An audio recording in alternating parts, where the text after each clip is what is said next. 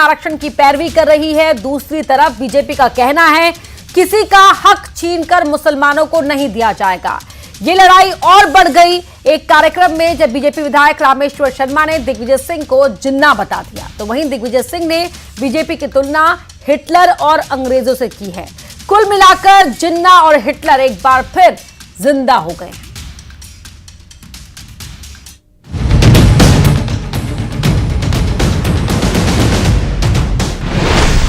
रामेश्वर शर्मा का बयान, देश में जिंदा है जिन्ना। ये जो नया जिन्ना पैदा हो रहा है दिग्विजय सिंह, इसको सद्बुद्धि दें। और इतने साल इनके बाप दादों का ही राज था, तो कितने मुसलमान कलेक्टर एसपी बने इनसे पूछ लो। मदरसों में पढ़ाकर तुमने कलेक्टर एसपी बनाए कि उनको जिहादी बनाया। इसलिए दिग्विजय सिंह जी, तुम जैसे जिहादी हो रहे हो वैसे ही मुसलमानों को भी मदरसे में पढ़ाकर जिहादी कर रहे हो। दिग्विजय का पलटवार, बीजेपी आरएसएस है हिटलर। जिस तरह से हिटलर ने यहूदियों को टारगेट बना दिया था, उसी से सीखकर आरएसएस ने इस देश में मुसलमानों को एंटी नेशनल साबित करने के लिए आरक्षण की लड़ाई जिन्ना हिटलर पर आई। उन दलित भाइयों का, अनुसूचित जनजाति और अनुसूचित जाति के भाई और बहनों को हक को छीन करके मुसलमानों को देने के लिए ये आपके जो प्रयास है, तो मैं आपके उस पौरसित्व को भी चैलेंज करता हूं। पहले बीजेपी का वार, दिग्विजय को जिन्ना बताया, फिर दिग्विजय का पलटवार और दिग्विजय ने बीजेपी और संघ को हिटलर और यहूदियों से जोड़ दिया। कुल मिलाकर एमपी की राजनीति में जिन्ना का जिन्न फिर जिंदा हो गया है। ये लड़ाई आरक्षण से शुरू हुई और जिन्ना से हिटलर तक पहुंच गई है। दोनों ही तरफ से बयानबाजी का दौर जारी है। इसी पर करेंगे मध्य प्रदेश की महाडिबेट।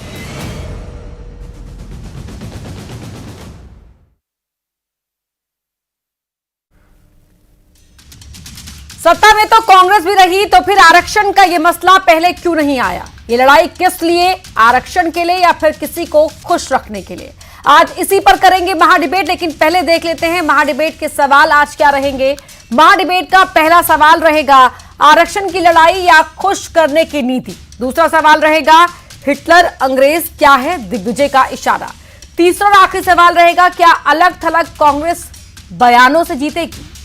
एमपी के अंदर अपनी सियासी जमीन पाने के लिए इस तरह के बयान दिए जा रहे हैं और इसी तरह के बयानों से सनसनी पैदा होगी, क्या उससे ही सियासी जमीन मजबूत होगी?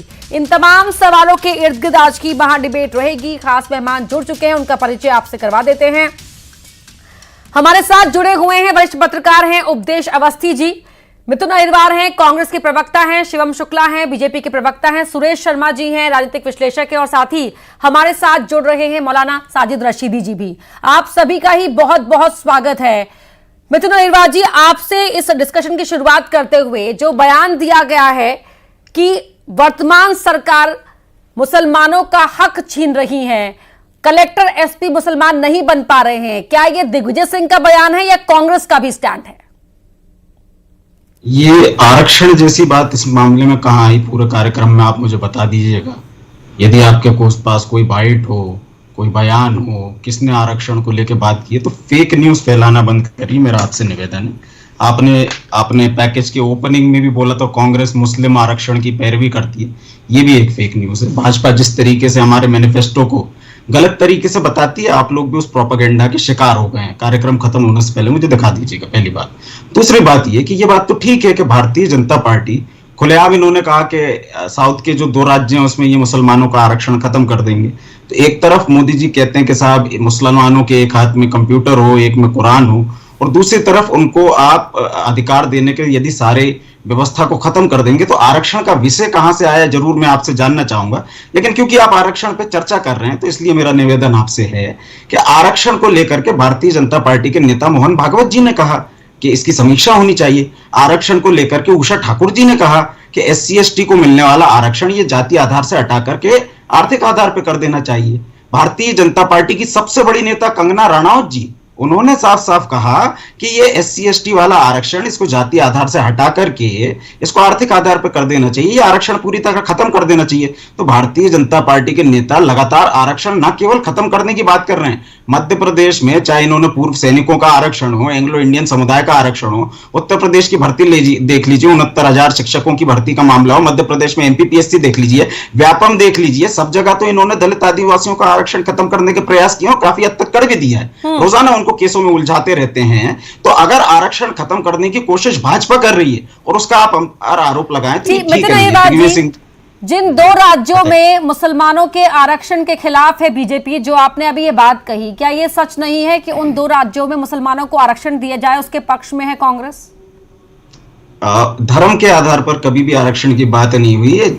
उन राज्यों में भारतीय जनता पार्टी ने जिन सरकारों के साथ पहले JDS जैसी पार्टीज के साथ अपना गठबंधन किया था, जिनके साथ उनके समय में ये दिया गया है, तो मुसलमानों को धर्म के आधार पर तो कभी नहीं रहा। हाँ, मुसलमानों को आरक्षण भारतीय जनता पार्टी की सरकार जरूर दे रही है। जब ये इकोनॉमिक जो क्राइटेरिया में लेकर के आते हैं तो इन्होंने मुसलमानों को आरक्षण क्यों दे दिया, इस बात का जवाब दे दीजिए। मैं तो आज जी बताइए। नहीं, मुझे आपने सवाल उठाया, लेकिन मुझे वो जातियों की पूरी सूची, जो मुसलमानों की जातियों की सूची कर्नाटक में दिखाकर ये कहा गया कांग्रेस सरकार की ओर से कि देखिए पहले से चलता आ रहा है, हम उसे कंटिन्यू कर रहे हैं। मुझे उस सूची पर जाने की जरूरत नहीं, क्योंकि हम डिरेल हो जाएंगे। लेकिन आपने क्योंकि सीधा सवाल मुझ पर उठाया था, फेक न्यूज की बात कही, तो उस मुस्लिम आरक्षण की बात हमने वहां पर कही थी। खैर ठीक है, आपने पूरा कार्यक्रम में आरक्षण शब्द कहाँ आया ये इसको स्पष्ट नहीं किया। मेरा निवेदन है, बता दीजिए किसने बाइट दी। हमारे वो सुनने को मिलेगी, वो पूरी बाइट सुनने को मिलेगी, लेकिन आप ही की बात पर अब मैं आगे बढ़ते हुए शिवम शुक्ला जी, दिग्विजय सिंह का एक सवाल कि मुसलमान SP कलेक्टर बीजेपी की सरकारें नहीं बनाती हैं और हिटलर की और अंग्रेजों की तरह व्यवहार कर रही है बीजेपी भी और RSS भी।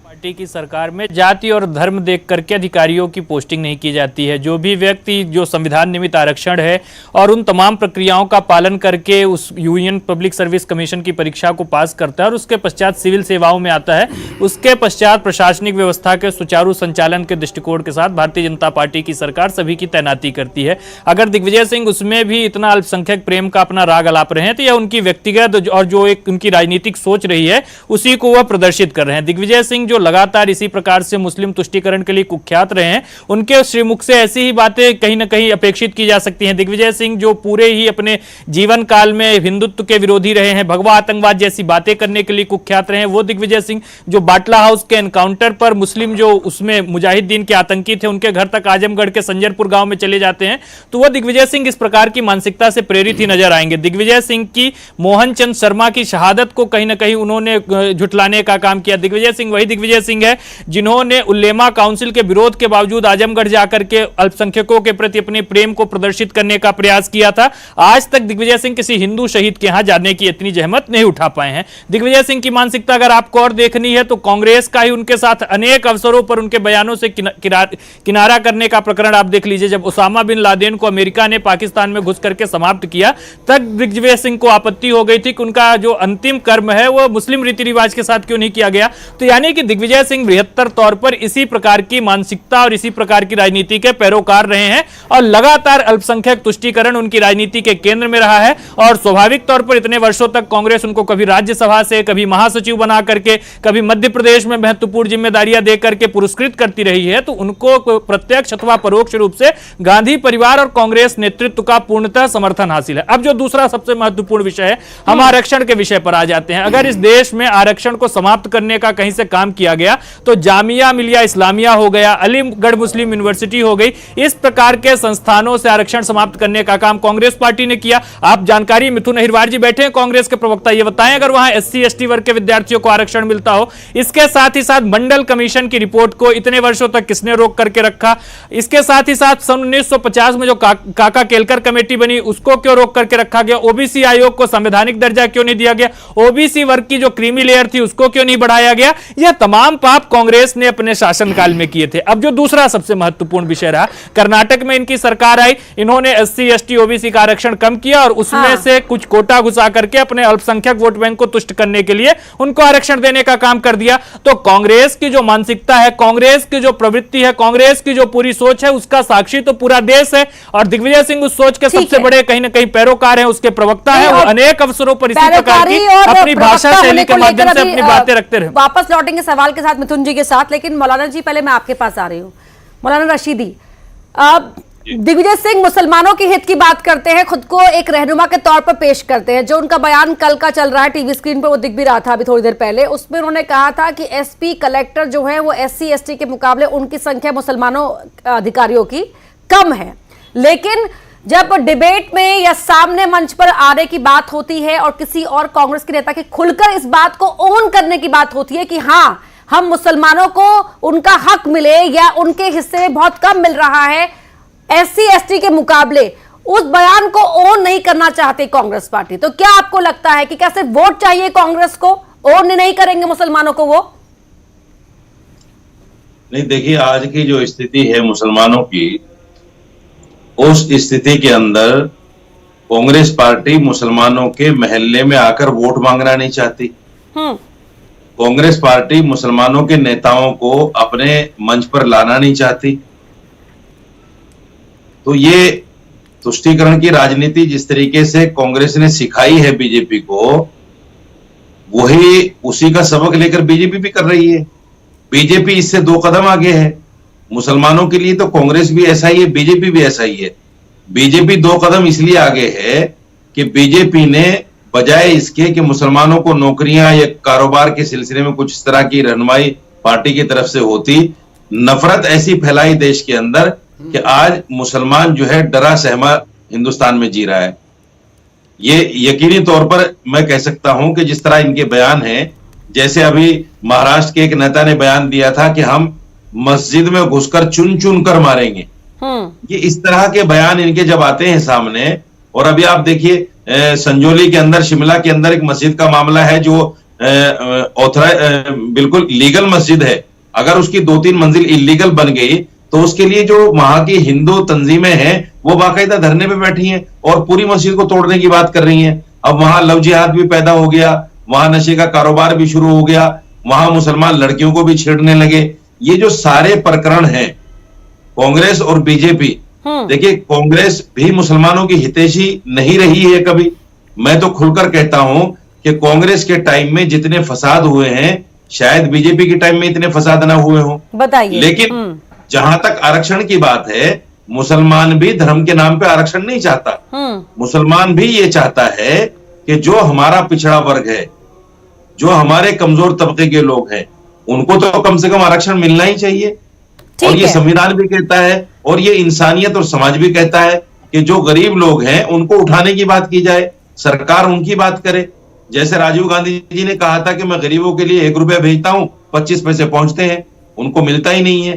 तो जो आखिरी लाइन में खड़ा हुआ आदमी है उसके बारे में ना कांग्रेस बात करती है, ना उसके बारे में बीजेपी बात करती है।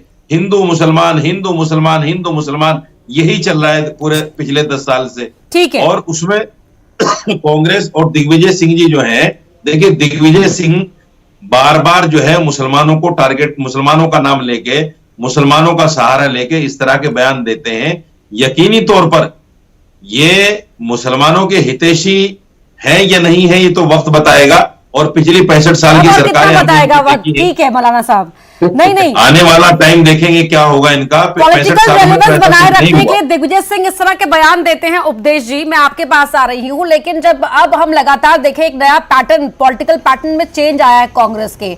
छतरपुर में जो हुआ वहां पर उस पूरे मामले, घटनाक्रम को लेकर जीतू पटवारी ने ऑपोजिशन विरोध किया, लेकिन उन्होंने नाम नहीं लिया कि हाजी शहजाद अली का घर गिराया गया। उन्होंने तमाम एग्जाम्पल दिए कि दलितों के, पिछड़ों के, मुसलमानों के घर गिराए जा रहे हैं, लेकिन खुलकर नहीं कहा कि वहां पे एक मुसलमान के घर पर ये कार्रवाई हुई है। क्या आपको लगता है कि कांग्रेस बचती है अब?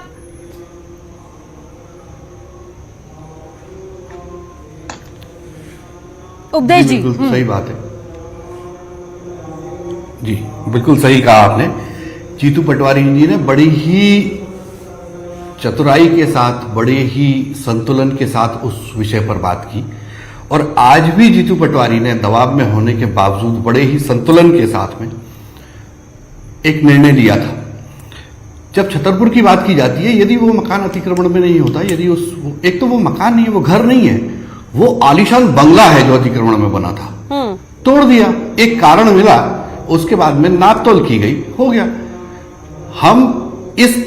यदि ये घटना नहीं होती तो शायद वो अतिक्रमण कुछ दिन और चलता, लेकिन टूटना तो था, आज नहीं तो कल नहीं तो परसों, उसको टूटना था, वो टूट गया, एक विषय खत्म। अब बात यह है कि दिग्विजय सिंह जी की आज जो प्रेस कॉन्फ्रेंस हुई है वो पीसीसी में नहीं हुई है, कांग्रेस के ऑफिस में नहीं हुई है। जीतू पटवारी जी ने बहुत स्पष्ट मैसेज कर दिया है कि कांग्रेस का दिग्विजय सिंह जी से कोई संबंध नहीं है इस विषय पर, है ना।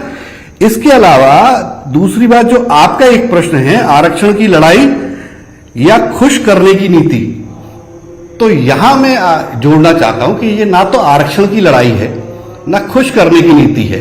दरअसल दिग्विजय सिंह जी बेरोजगार हो गए हैं। इस उम्र में कोई भी व्यक्ति, कोई भी जाति, कोई भी धर्म, कोई भी संप्रदाय, कोई भी वर्ग, बेरोजगार, सरकारी कर्मचारी, दूसरा कोई वर्ग, कोई भी दिग्विजय सिंह को अपना नेता नहीं मान रहा है। उनके पास बड़ी समस्या है, तो वो कैसे भी करके अब मुस्लिम समुदाय का कोई एक संगठन है, कोई एक संगठन है एसोसिएशन ऑफ मुस्लिम प्रोफेशनल्स, उन्होंने बुला लिया, दिग्विजय सिंह जी ने बयान दे दिया। मैं आपके कार्यक्रम से पहले भी सर्च कर रहा था, एसोसिएशन के फेसबुक पेज पर, उनकी वेबसाइट पर दिग्विजय सिंह का स्टेटमेंट नहीं है। और मिथुन जी ने जो कहा, वो दिग्विजय सिंह जी के बयान को सुने, ग्रे लाइन में उस पूरे बयान में आरक्षण के अलावा था ही क्या, वही सिर्फ आरक्षण की बात थी। दरअसल बाद में पता चला, बाद में उन्हें लगा। सुरेश शर्मा जी को भी शामिल कर लेते हैं। सुरेश जी, पूरे मामले पर आपका टेक सर।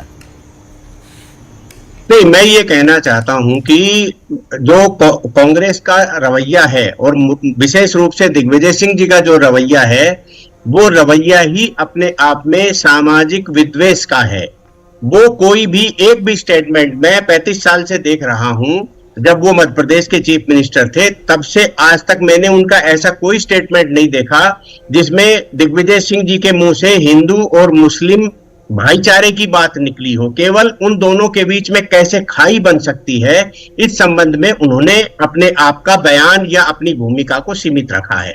एक बात मैं बहुत स्पष्ट कहना चाहता हूं कि इस समय देश की जो पॉलिटिक्स है उसमें बदलाव आ रहा है और बदलाव में एक तरफ से उल्टा संदेश जा रहा है, दूसरी तरफ से भी लगभग वैसा ही संदेश जा रहा है। मैं हमेशा एक बात कहता हूं कि पश्चिमी बंगाल में जब विधानसभा के चुनाव हुए तो मुस्लिम समुदाय का एक तरफा वोट करना, यानी एंटी बीजेपी वोट करना, किसी को बहुत ज्यादा इसलिए नहीं अखरा था कि उन्होंने अनाउंस नहीं किया था। लेकिन कर्नाटक में ये कह करके कि हम बीजेपी को हराने के लिए जेडीएस के 5% वोट कांग्रेस की तरफ शिफ्ट कर रहे हैं, उससे इस देश में एक नया पॉलिटिक्स का तरीका पनपा।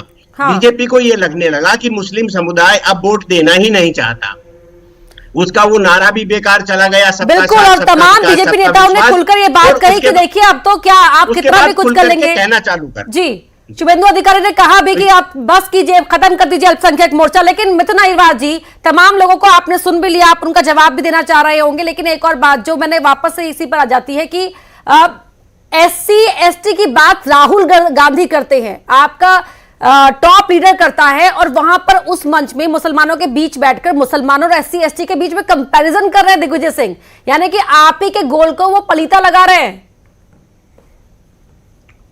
सबसे पहली बात, यहाँ जो सज्जन बैठे हैं जो स्वयं को पत्रकार बता रहे हैं, मुझे लगता है वो बेरोजगार हैं, इसलिए उनको कोई जानकारी नहीं है।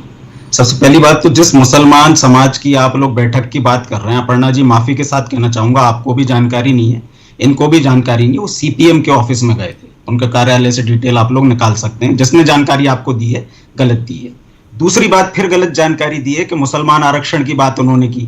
उनके पूरे 1 घंटे की प्रेस वार्ता को सुन लीजिए, पहला शब्द उन्होंने छतरपुर से शुरू किया। मुसलमान आरक्षण की कोई बात हो तो आधे घंटे में आपके कार्यक्रम पे बता दीजिएगा। तीसरी बात, क्या मूल रूप से आरक्षण होना चाहिए, हम तो इस बात के पैरोकार हैं, हमने कई बार कहा, हमने तो दिया भी है। और आप किस समुदाय के लिए क्या करना चाहते हो, इस बात से पता चलता है कि आपने उनके लिए पहले क्या किया। तो हमने दलितों के लिए कानून बनाए, हमने उनको आरक्षण दिया, हमने उनके लिए स्कूल बनाए, हमने उनके लिए स्कॉलरशिप की व्यवस्था की।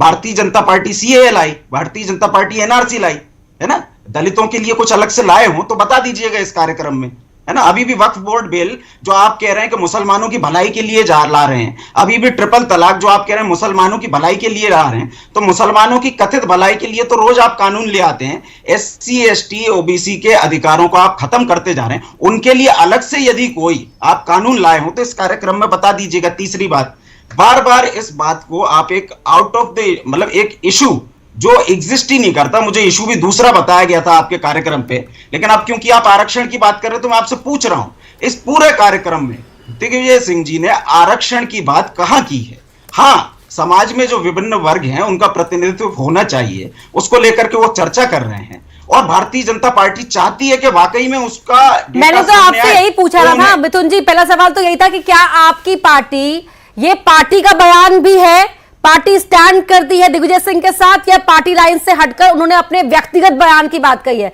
मैंने तो पहले ही सवाल आपसे ये किया था, आप कह देते मुझे भी कि ये उनका अपना व्यक्तिगत बयान हो सकता है।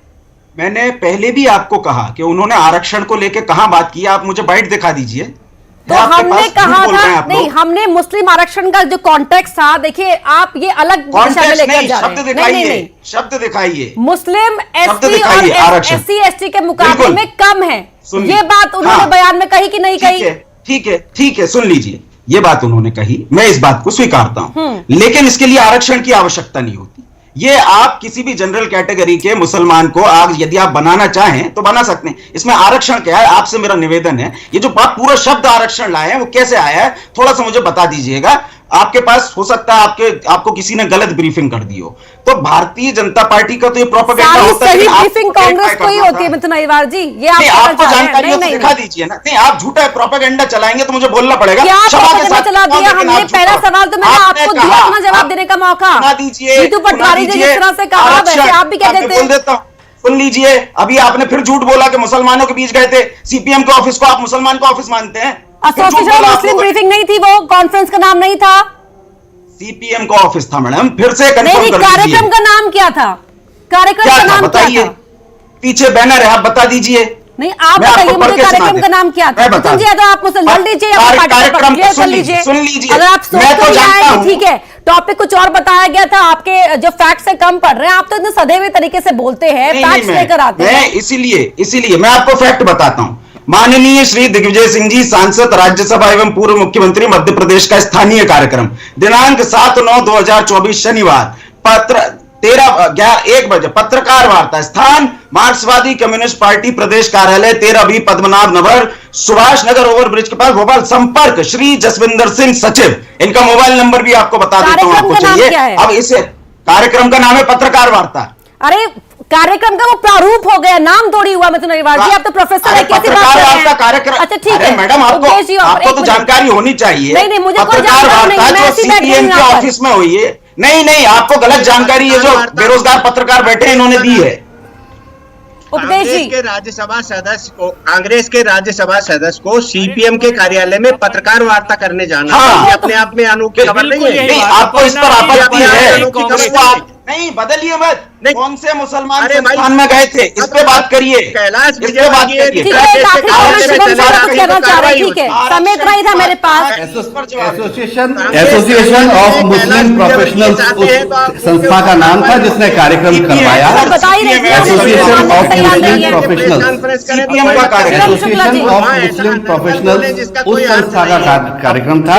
अपर्णा जी, कांग्रेस के प्रवक्ता को मैं बताना चाहूंगा, दिग्विजय सिंह ने यह कोई ऐसा पहला अवसर नहीं है जब इस प्रकार से देश विरोधी, हिंदुत्व विरोधी और एससी एसटी विरोधी बयान दिया हो। दिग्विजय सिंह की मानसिकता है। कांग्रेस प्रवक्ताओं ने सवाल तो मुझे लेना था, मौलाना साहब के सवाल पर भी जवाब देना था मिथुन अहिरवार से, लेकिन समय इतना ही है मेरे पास। बहुत बहुत धन्यवाद है आप सभी का एमपी की महाडिबेट में शामिल होने के लिए, और समय इतना ही था, लेकिन जिस तरह से वाद विवाद बढ़ता चला गया है, अब यही वापस से बात इसी पर आती है कि दिग्विजय सिंह जो कहते हैं कह देते हैं और पार्टी अब उसके पीछे सफाई देती रह जाती है। एमपी की महाडिबेट में तय खबरें लगातार जारी।